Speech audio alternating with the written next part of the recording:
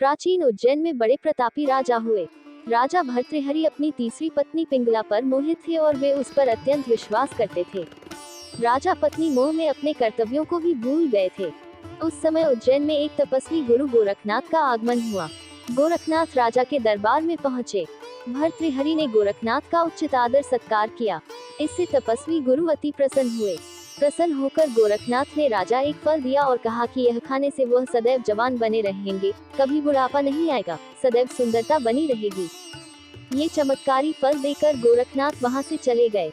राजा ने फल लेकर सोचा कि उन्हें जवानी और सुंदरता की क्या आवश्यकता है। चूंकि राजा अपनी तीसरी पत्नी पर अत्यधिक मोहित थे, अतः उन्होंने सोचा कि यदि यह फल पिंगला खा लेगी तो वह सदैव सुंदर और जवान बनी रहेगी। ये सोचकर राजा ने पिंगला को वह फल दे दिया। रानी पिंगला भर्तृहरि पर नहीं बल्कि उसके राज्य के कोतवाल पर मोहित थी। ये बात राजा नहीं जानते थे। जब राजा ने वह चमत्कारी फल रानी को दिया तो रानी ने सोचा कि यह फल यदि कोतवाल खाएगा तो वह लंबे समय तक उसकी इच्छाओं की पूर्ति कर सकेगा। रानी ने ये सोचकर चमत्कारी फल कोतवाल को दे दिया।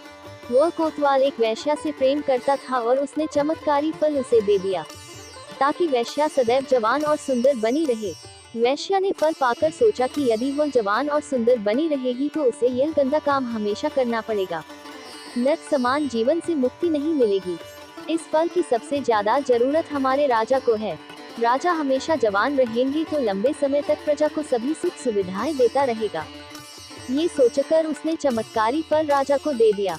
राजा वह फल देखकर हतप्रभ रह गए। राजा ने वैश्या से पूछा कि यह फल उसे कहां से प्राप्त हुआ।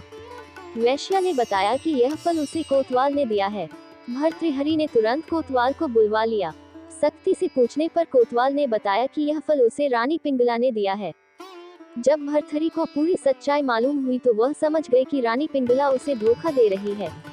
पत्नी के धोखे से भर्तृहरि के मन में वैराग्य जाग गया और वे अपना संपूर्ण राज्य विक्रमादित्य को सौंपकर उज्जैन की एक गुफा में आ गए। उस गुफा में भर्तृहरि ने 12 वर्षों तक तपस्या की थी। उज्जैन में आज भी राजा भर्तृहरि की गुफा दर्शनीय स्थल के रूप में स्थित है। राजा भर्तृहरि ने वैराग्य पर वैराग्य शतक की रचना की, जो कि काफी प्रसिद्ध है। राजा भर्तृहरि ने श्रृंगार शतक और नीति शतक की भी रचना की। ये तीनों ही शतक आज भी उपलब्ध हैं और पढ़ने योग्य है।